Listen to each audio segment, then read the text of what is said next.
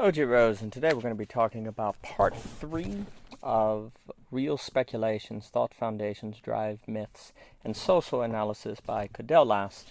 We are talking about the introduction, we are talking about Hegel as thought foundations, and now we're going to be focused on drive myths, where Cadell puts focus on Nietzsche. He had a tremendous class on Thus Spoke Zarathustra.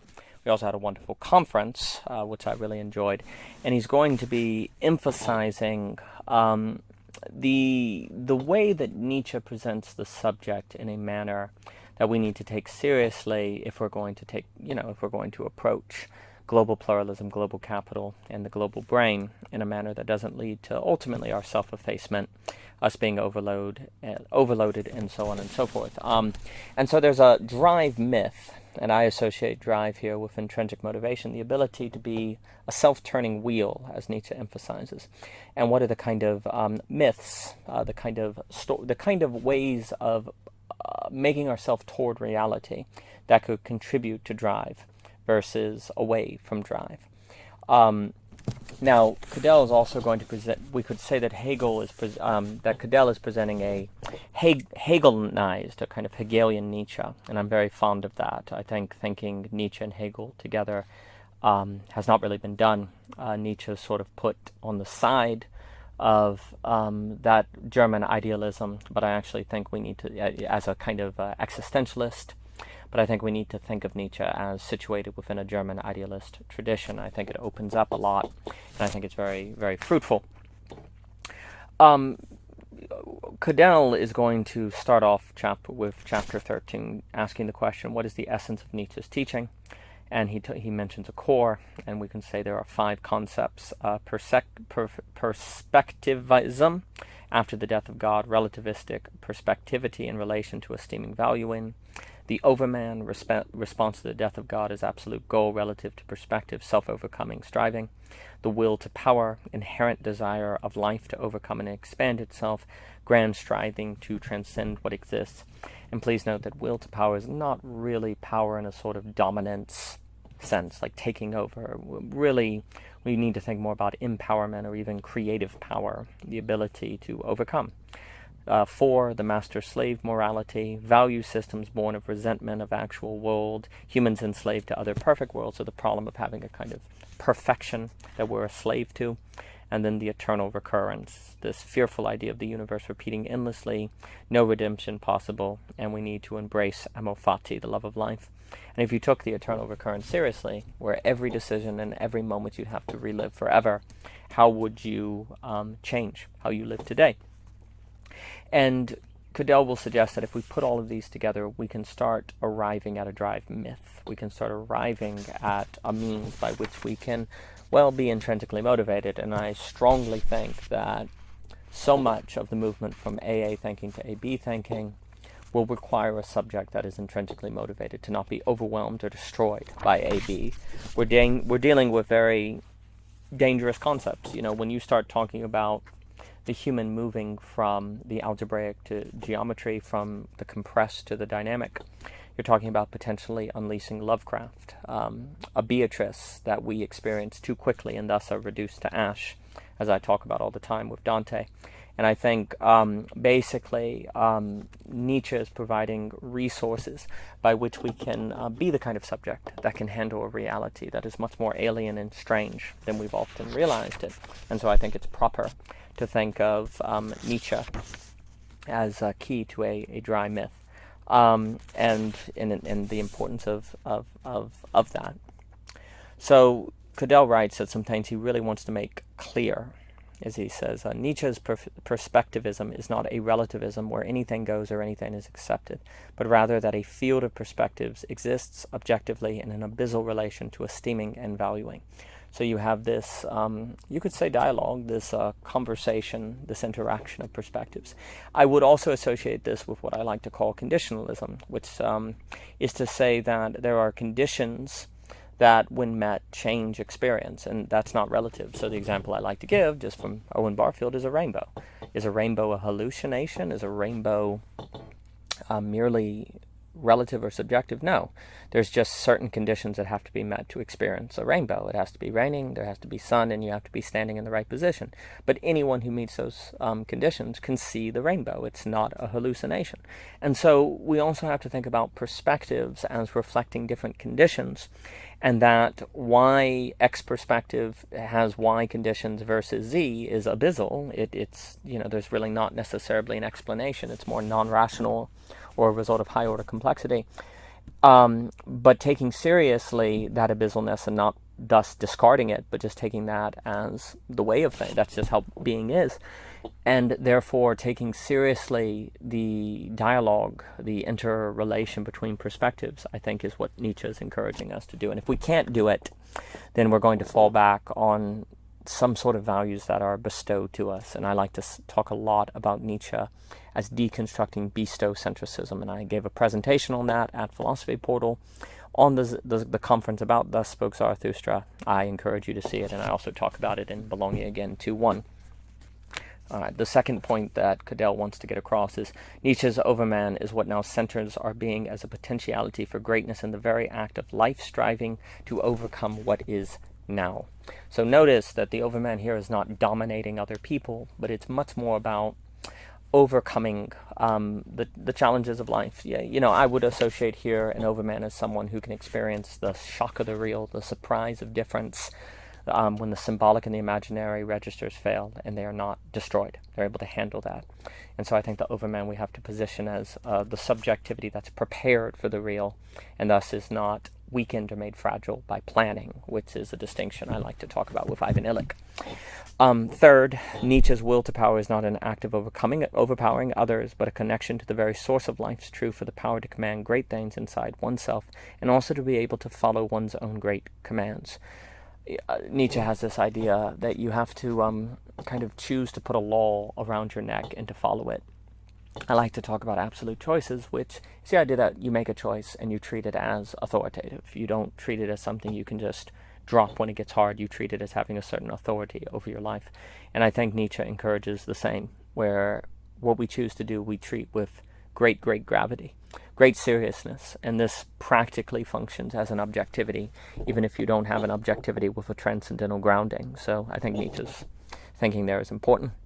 Fourth, Nietzsche's master-slave morality is not exclusively about Christianity, but more about the way human beings can get caught or trapped into given metaphysical structures, the worst of which set up the idea of another world that is the truest of realist world, which you will only know when you die in the afterlife. So yeah, I think that's very important, because I think Nietzsche, again, is not just critiquing religion, but all sources of bestowing, that can bestow identity on us or our values upon us. And that could be nationalism, that could be science, that could be pragmatism. And I talk all the time about Book 5 of the Gay Science. I think that's important. And then point 5, finally, that Nietzsche's eternal recurrence is not necessarily about an objective fact of the universe repeating itself eternally, but more an existential weight that forces the thinker to bear the weight of what he is actually repeating, and also a challenge to the thinker to give birth to what has never existed, to break the cycle. I think this is very important on the eternal recurrence. If you really took the idea seriously, it would, you'd change your life. It would function like the end of the famous Wilke poem, where where you see the statue and it strikes you, you must change your life. If you really took what Nietzsche is doing with the eternal recurrence seriously, I think it would change your life. And as Cadell writes here on page 314, when we put this core Nietzsche together, we get the image of someone who is against the systemicity of Hegel, the systems building of Hegel, but is in fact a singular embodiment of Hegel's phenomenology and logic of sublation. I think this is very important. Sure, Nietzsche wouldn't like the part of Hegel that seems to be systems building, although, there's something about Hegel that's not a system. It's a phenomenological description of the always already in the phenomenology of mind. And then, of course, the science of logic is rethinking the foundations of logic. But it's just, there's a piece in Thoughts where we talk about systems builders, and I always think that's an interesting critique. But anyway, I think this is key. What we see in Nietzsche is a singular embodiment of Hegel's phenomenology and logic of sublation. Exactly. I strongly agree. Chapter 14 is going to go through the logic of Zarathustra. I think this is a tremendous chapter that really helps us see why Zarathustra is not about a person achieving enlightenment, The book basically starts with him enlightened. He comes out of the cave, it kind of starts coming, where he's out of the cave in Plato's Republic. It's not about coming out of the cave, it starts out of the cave.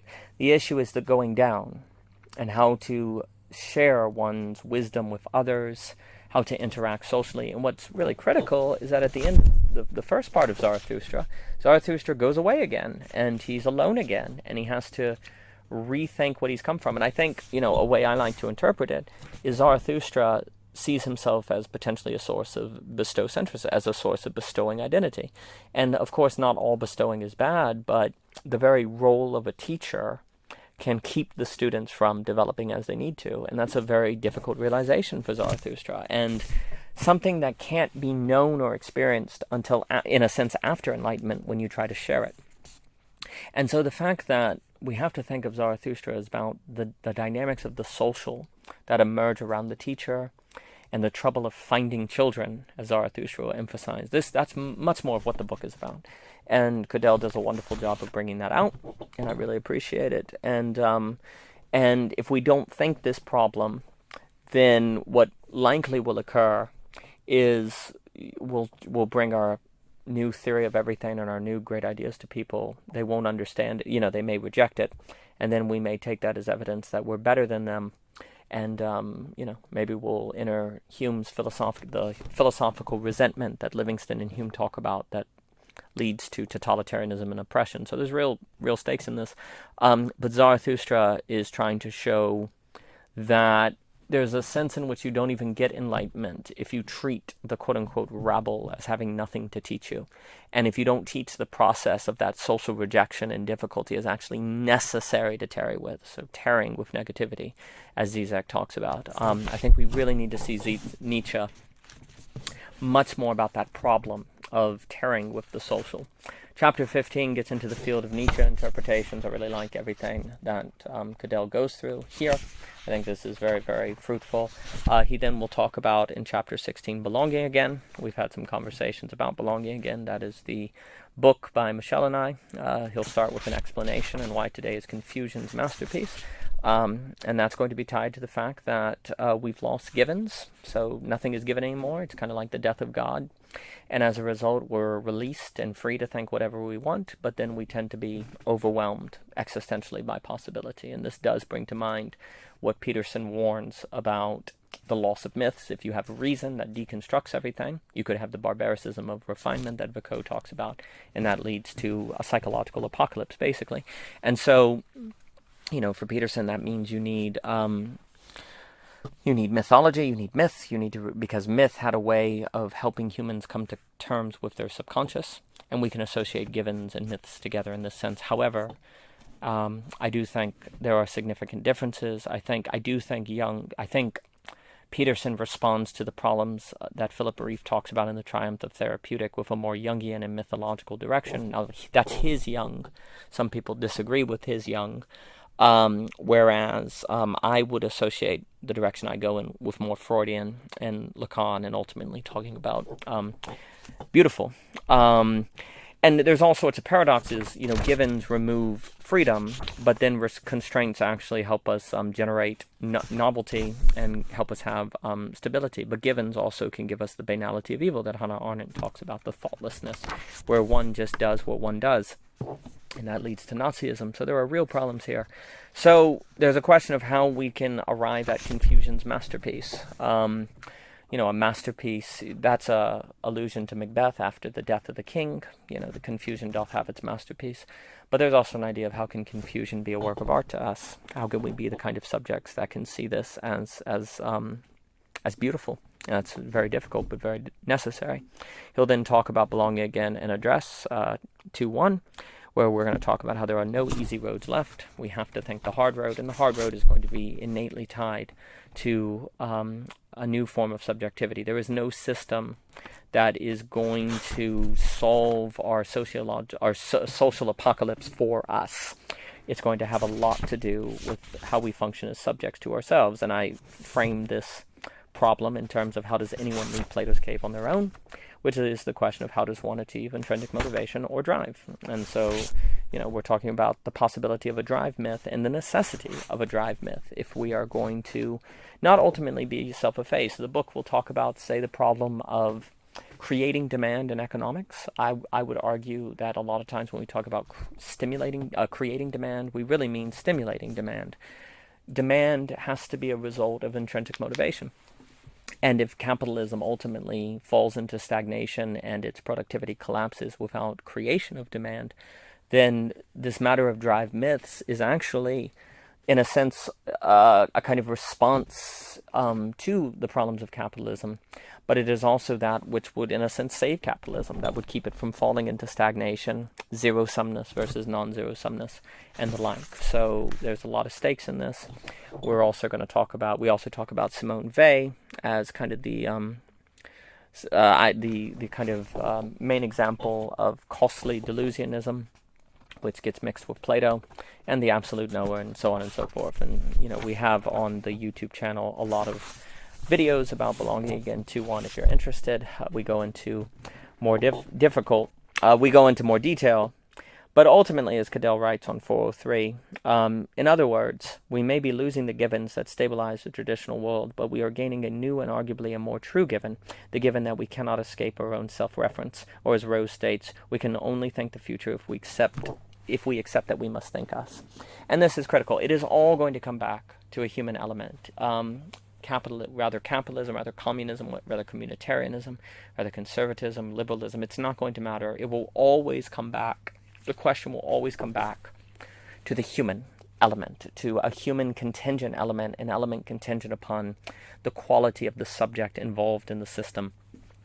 And I think if we take seriously the inescapability of self-reference as the new kind of foundation of thought, then that would make sense. So today, basically, self-reference is inescapable because we're all existentialists now, because there are no givens. So we're constantly thinking about what we think and what we believe. So it's very difficult to escape self-reference. Givens made it more possible not to think about yourself. And somehow, while thinking about self-reference, we have to be able to enter self-forgetfulness and also manage self-defense. And that's a really difficult tension, but we go into more detail on that in the book. Chapter 17 will talk about the game A, game B debate, or enter the scale problem. And I think the problem of scale is a very big one. We talk about that big time in Belonging again. And basically, it would seem that any system at a certain level of scale turns into something oppressive and problematic. So how in the world would we spread childhood or spread the kind of Nietzschean subject we need to be without falling into problems of scale? And I think about Leopard Co. here, the breakdown of nations, and I really do appreciate how Cadell walks through the debate between game A and game B and why we need to think game A-B. I certainly think that if you take seriously the pricing mechanism and the debates of Friedrich Hayek and the impossibility of a command economy, maybe AI would change that, but we'll see. The coordination problem is a big problem, and von Mises talks about the coordination problem, whereas Hayek talks about the knowledge problem, and there are differences between those two, but there are also some overlap. You basically, in order to have a functioning technological society, you're going to require a supply chain, pricing mechanisms, and so on, but the moment you have that, you have game A. Well, how are you going to get game B then without destroying? Basically, I am of the opinion that many responses to capitalism are a lot more Amish in their thinking than they realize. There's a wonderful book, The Paradox, The Riddle of the Amish, that goes into detail. Amish are not anti-technology, but they're constantly voting and negotiating with technology. And I think basically what they're doing is something you have to take very seriously if you're going to consider something like a game B, because you can't remove the pricing mechanism that gives you the ethics of competition without basically removing technology. So, that's a lot of what Cadell gets into. That's a lot of what I like to get into. And I think we really have to take that seriously. Chapter 18 is going to be called Prepare for Imminent Disruption. And Cadell here is talking about our class we did at Parallax called Look to the Birds of the Air. And the idea is we basically can't plan for the future now. The plan is unpredictable. There's going to be, the world is changing so quickly. Cadell talks about Kurzweil. And the question, and you just can't plan for the future. Like, the idea of a 10-year plan now is ridiculous because of complexity. We can only be prepared for the future. And the way we can be prepared is to be, well, a kind of Nietzschean subject, which means we require a drive myth. And if we cannot do this, well, then we're probably going to be destroyed by the future. And the way that Cadell frames it is he asks, how do we live our life outside of traditional plans or schemas for life? That seems impossible. Well, you could do it by being a kind of subjectivity that can handle surprise. And so it's basically what's required of us now. The stakes are incredibly high. He will talk in chapter 19 of Sostat Hughes on this very interesting paper on kind of mystical immediacy to metaphysical mediation. And here Cadell is talking about the tensions of psychedelics, where you have, say, a beatific vision or the beautiful or the psychedelic, and you feel like that's all the work that needs to be done. And you really have to then mediate that vision into the metaphysical and then the social. But then, of course, we're probably not going to do that unless we have a drive myth of which would compel us to do that work. Because if the psychedelic or the beatific vision or whatever is so wonderful, why would we ever come back and tarry with negativity? So I think what Cadell is talking about here is extremely important. He will then talk about Zajic with Layman Pascal as also helping us kind of think or have a new drive myth. And this is going to be getting into Crowley, kind of thinking magic, but Zajic, and how there's something in that. And there's something in that can be compelling or a self-turning wheel. He also will talk about Zarathustra here, so I appreciate that. Hyperhumanism with Carl Hayden Smith, I really appreciate this. And, a way I think about Carl's work is the difference between a technology that replaces us versus a technology that extends us. And transhumanism suggests a certain replacement of our humanity by technology, where hyperhumanism is using technology to extend our humanity. And, Carl kind of emphasizes that we really have no idea what the human can do. We haven't really thought the human, the potential within the human that he'll talk about psychedelics and DMT. These what we see the human is capable of, we've really not unleashed, and to take all of that seriously would be the direction of hyperhumanism versus transhumanism. And this leads appropriately into Dave's work at Theory Underground on critical media theory, which also gets tied to time energy, because if we can't think the mediums that we are using and how they shape our subjectivity and how our minds work, then we're probably not going to be able to unlock the potential of the human subject, because the mediums will be shaping our thinking in a way that we are not aware of. And so how do we think the medium? How do we employ the medium condition? I like to talk about the medium condition versus the material condition. How can we employ it in a manner that can contribute to hyperhumanism versus transhumanism? And this is going to be tied to the question of time energy as well. Dave's book on time energy is very important. And there's this idea that you could argue that humans actually, if they're going to handle time energy and not be destroyed by the freedom it affords them, by the choice of how to use their time energy that will then be given to them, then they're going to have to be the kind of subjectivity that can handle that negativity, that can handle the shocks and surprises of the real and things like that. So we have to be the kind of subjects that can handle that. We have to be able to handle the real, which then leads us into thinking about Lacan. And the next section is called Social Analysis and Civilizational Real. For more by Cadell Laus, please visit philosophyportal.org. You can find the book on Amazon. I highly suggest it, and thank you so much for your time.